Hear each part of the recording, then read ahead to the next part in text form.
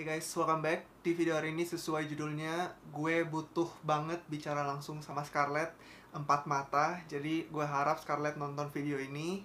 So, seperti yang kalian tahu dari face care-nya Scarlett, nggak baru banget juga sih. Kayak mungkin beberapa bulan yang lalu, mereka ngeluarin glow toning serumnya mereka. Dan di video hari ini gue akan full review. Tapi sebelum kita tahu benefit dan manfaat, sama aja sih benefit dan bagus-bagusnya dari si serum ini, gue akan bahas si negatifnya dulu. Karena menurut gue ini cukup penting untuk disampaikan dan gue bisa mengkategorikan ini tuh produk gagal. Sorry Scarlett, tapi gagalnya tuh bukan gagal di produknya, di isinya bukan gagal di situ, tapi dalam hal mengeksekusi menurut gue ini tuh gagal. Jadi gue harap Scarlett bener-bener nonton ini dan bener-bener memperbaiki ini. So langsung aja kita mulai. So, yang menurut gue gagal dalam produk ini adalah tekstur dan packagingnya. Kenapa? Yang pertama, teksturnya itu menurut gue dia terlalu kental untuk ukuran serum ya. Ini tuh bukan salah satu lagi. Ini tuh serum terkental yang pernah gue cobain. Jadi ini tuh seperti moisturizer yang di-pack dalam botol serum. Sehingga begitu kalian ngambil nih, bener-bener ini tuh bleber. Dan begitu kalian pencet, ini tuh bener-bener nggak ada yang jatuh. Padahal ini tuh produknya masih banyak dan hampir full lah. Seenggaknya gue baru pakai kayak 8/10. Gue baru pakai kayak 2/10-nya gitu loh.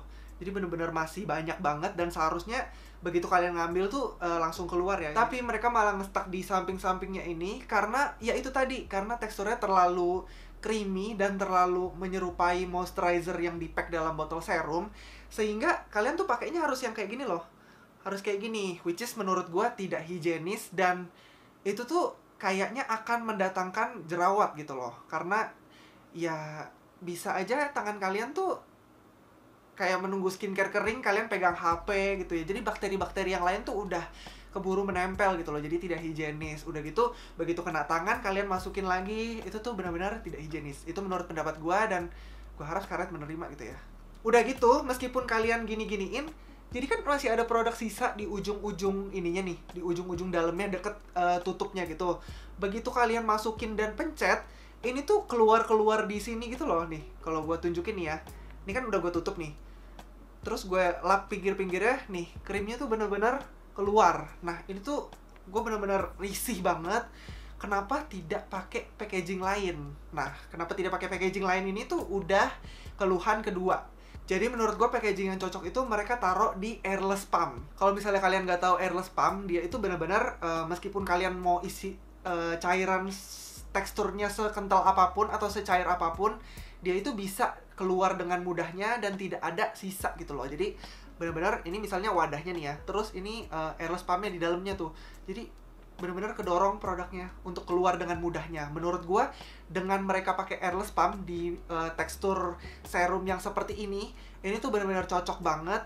Sehingga kehigienisan si produknya ini dan pengguna pun bakal jadi lebih mudah untuk pakainya gitu loh. Itu menurut gue, dan udah sih kekurangannya cuma itu aja.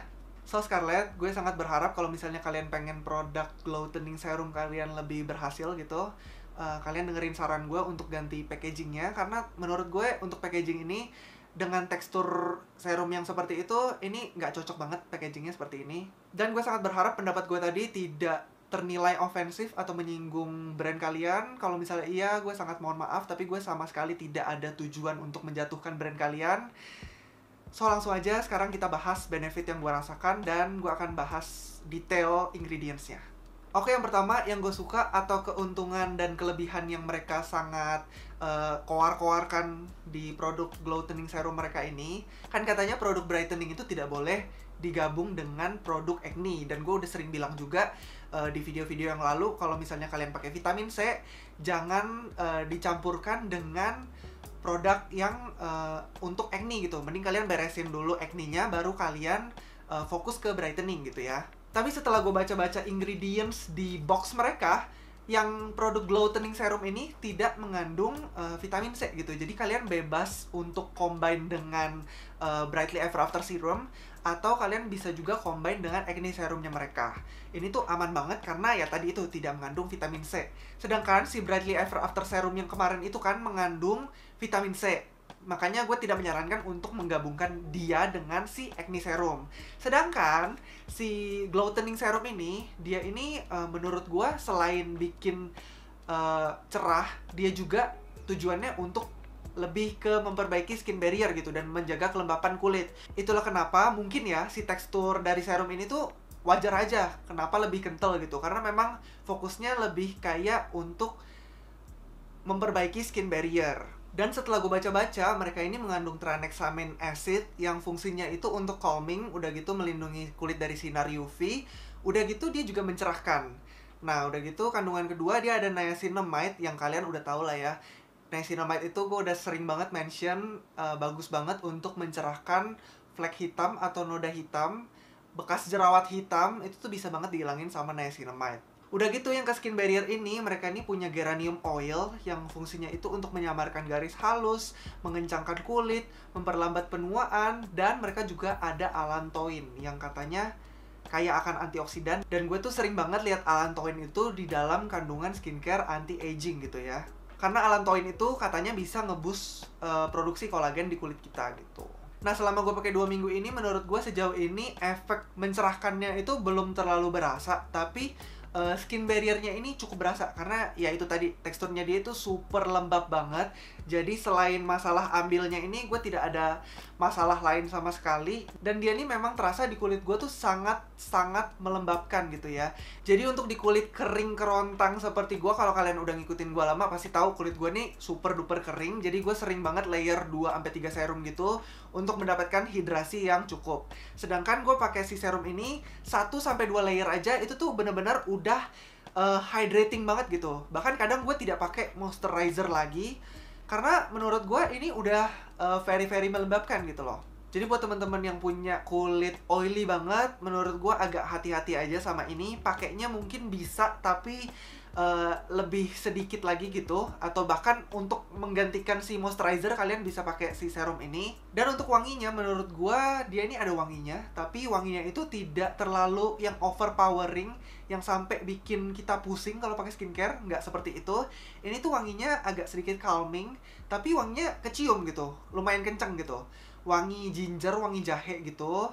Dan menurut gue ini wangi jahenya ini tidak, gimana ya, tidak lebih ke fokus ke perempuan gitu loh. Jadi laki pun bisa pakai wangi ini gitu.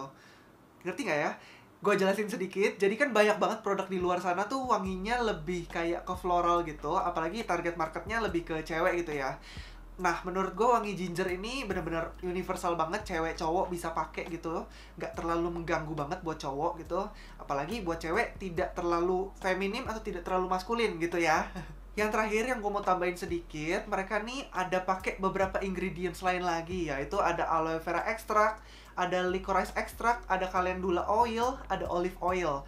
Makanya itu nggak heran sih kenapa teksturnya nih kental banget. Dan gue bisa banget mengkategorikan dia nih serum ke fokus skin barrier gitu ya, bukan ke brightening gitu. Tapi kan kebanyakan masyarakat Indonesia cuma tahu biasanya fokus skincare itu cuma ke acne, yaitu jerawat, sama brightening, yaitu mencerahkan. Sedangkan untuk skin barrier ini orang-orang masih kayak 2021 masih agak kayak belum tahu gitu, belum banyak yang tahu. Makanya Glowtening Serum lah nama dia, itu bukan barrier serum atau apa gitu.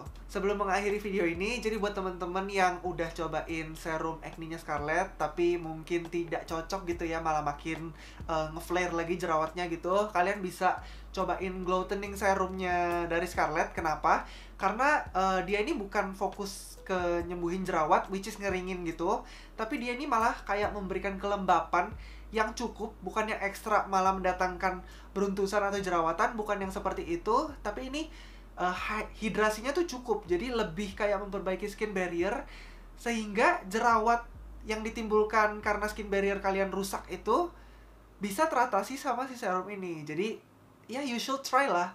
Dan buat Scarlett, sekali lagi semoga masukan gue didengar, semoga tidak menimbulkan gesekan-gesekan atau tersinggung gitu, rasa tersinggung. Dan kalau misalnya ada salah-salah kata di video ini, gue mohon maaf. Thank you so much untuk yang udah nonton. Semoga video ini memberikan edukasi, memberikan product knowledge, memberikan racun untuk kalian. And sampai jumpa di video berikutnya. Bye-bye!